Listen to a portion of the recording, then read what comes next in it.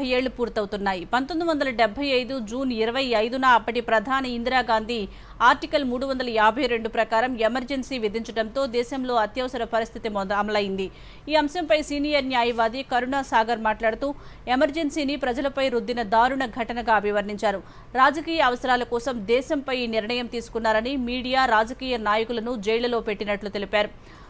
Bar association మాజీ అధ్యక్షుడు రాజవర్ధన్ రెడ్డి మాట్లాడుతూ ఇందిరాగాంధీకి అలహాబాద్ హైకోర్టు ఎన్నిక చెల్లదని తీర్పు ఇచ్చిన తర్వాత ఆమె ఎమర్జెన్సీ విధించి ప్రజాస్వామ్యాన్ని అవమానించారని అన్నారు.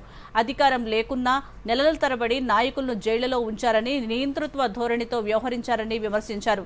నాటి సమయాన్ని దేశ చరిత్రలో చీకటి రోజుగా అభివర్ణించారు.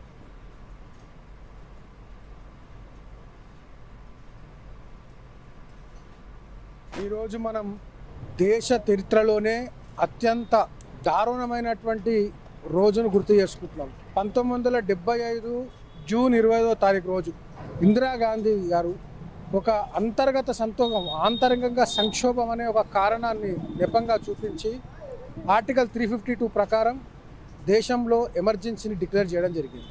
దేశం పైన యుద్ధం వచ్చిందా, దేశం ఏమైనా న్యాచురల్ కెలామిటీ అయిందా అంటే కాదు. అధికారాన్ని కాపాడుకోవడానికి ఇందిరాగాంధీ ఒక చీకటి రోజును ఆ రోజు దేశానికి పరిచయం చేసింది. రాజ్యాంగాన్ని కాలరాస్తూ ఎటువంటి కారణాలు లేకుండా కేవలం అధికారాన్ని కాపాడడం చేసినటువంటి ప్రయత్నము దేశ చరిత్రలో ఒక చీకటి రోజుగా, ఒక మాయని మచ్చగా, నల్లటి రోజుగా రికార్డు కాబడింది.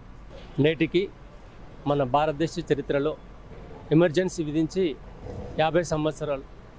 అప్పటి చరిత్రను ఒకసారి అవలోకనం చేసుకుంటే భారతదేశానికి చీకటి రోజులని చెప్పొచ్చు. ఎందుకంటే ఇందిరాగాంధీ గారు ఎన్నిక చెల్లనేరదని చెప్పేసి కోర్టు తీర్పు చెప్పినప్పుడు ఆమె ప్రధానమంత్రి పదవి నుంచి దిగిపోవాల్సిన పరిస్థితి వచ్చింది. అది అవాయిడ్ చేయడానికి ఇందిరాగాంధీ గారు రాజ్యాంగాన్ని ఆమె చేతిలోకి తీసుకొని ఆర్టికల్ 352 ఉపయోగించి దేశంలో ఎమర్జెన్సీ విధించడం జరిగింది.